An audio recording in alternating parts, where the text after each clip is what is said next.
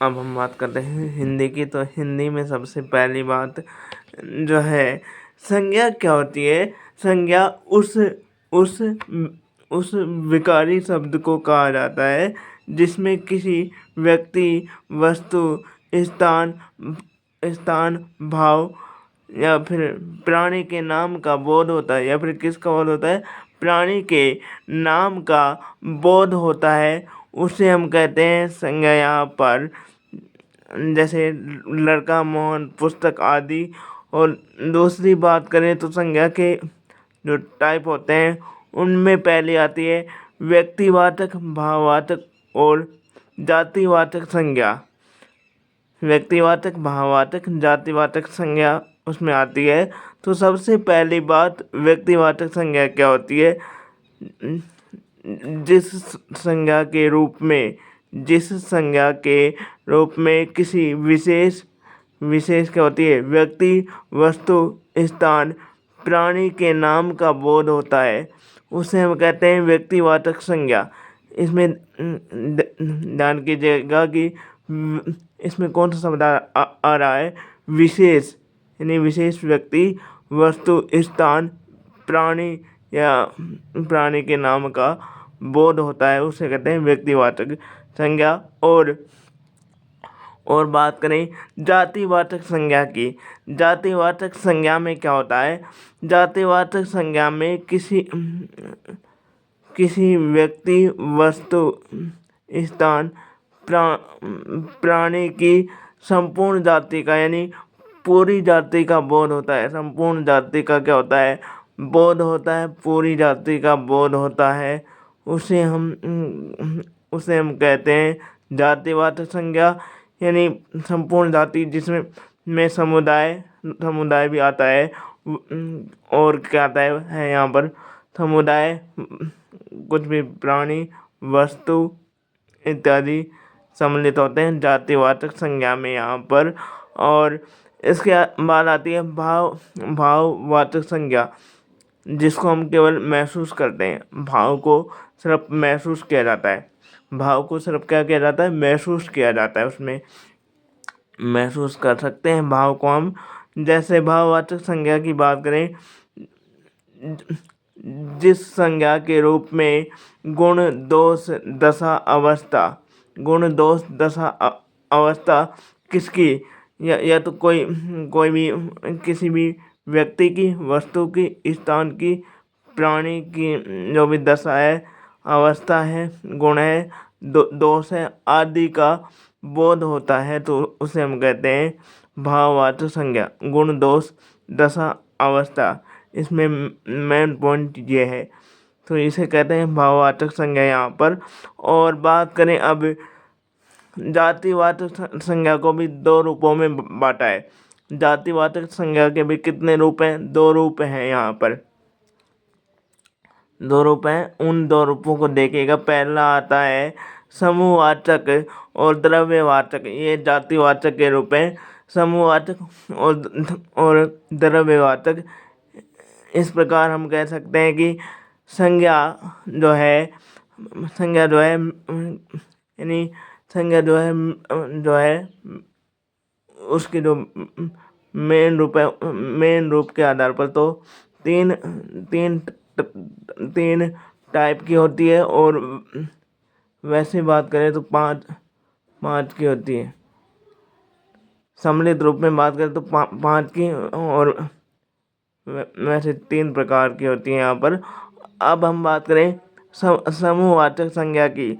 समूहवाचक संज्ञा जिस संज्ञा के रूप में, यानी जिन संज्ञा शब्दों से समूह का बोध होता है, जिन संज्ञा शब्दों से समूह का बोध होता है, उसे कहते हैं समूहवाचक संज्ञा। जैसे फौज, सेना आदि, ये समूहवाचक संज्ञा।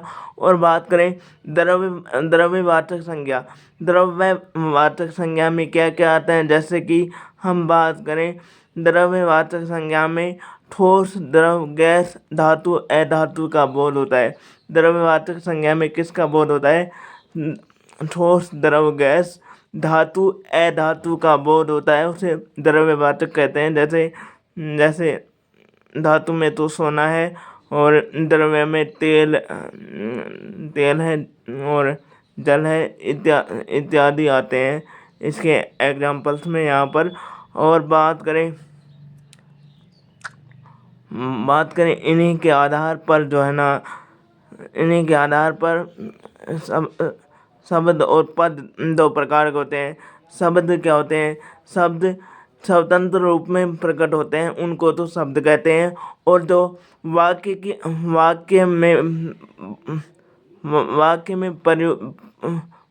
में प्रयुक्त शब्दों को पद कहते हैं। यानी स्वतंत्र रूप से प्रकट होते हैं, उनको तो शब्द कह सकते हैं। और जब हम शब्दों का प्रयोग वाक्य में करते हैं, शब्दों का प्रयोग वाक्य में करते हैं, तो उनको कहते हैं पद। ये इनमें क्या है? मेजर डिफरेंस है, इनमें क्या है? मेजर डिफरेंस है यहाँ पर। और बात करें रहे तो इसके भी दो भेद होते हैं, पद के भी दो भेद होते हैं, जिनमें आती है विकारी और अविकारी शब्द। विकारी और अविकारी शब्द की बात करें, विकारी और अविकारी शब्दों की बात करें, तो इसमें हम कह सकते हैं कि लिंग वचन कारक काल के प्रभाव से जिनके रूप में क्या होता है? परिवर्तन होता है। लिंग वचन कारक काल के प्रभाव से जिन शब्दों में परिवर्तन होता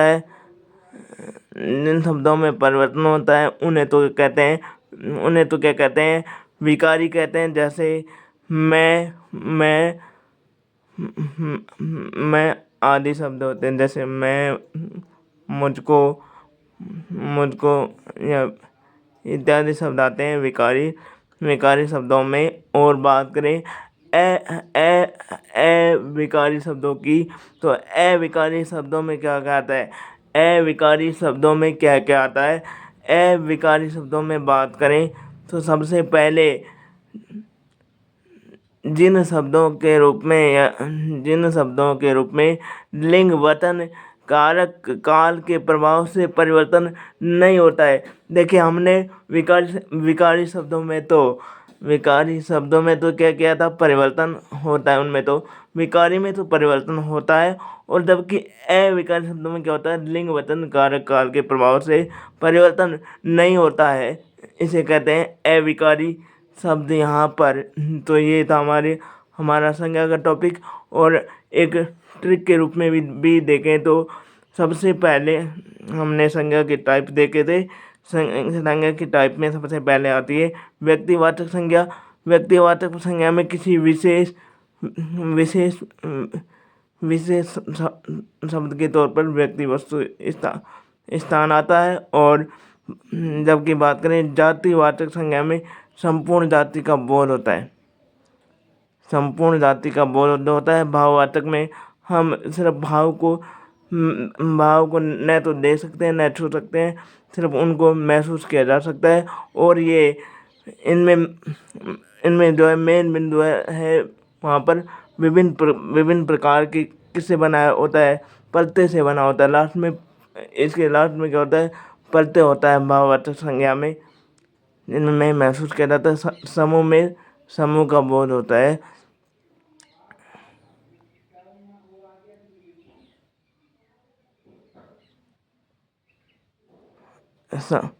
समूह का बोध होता है यहाँ पर।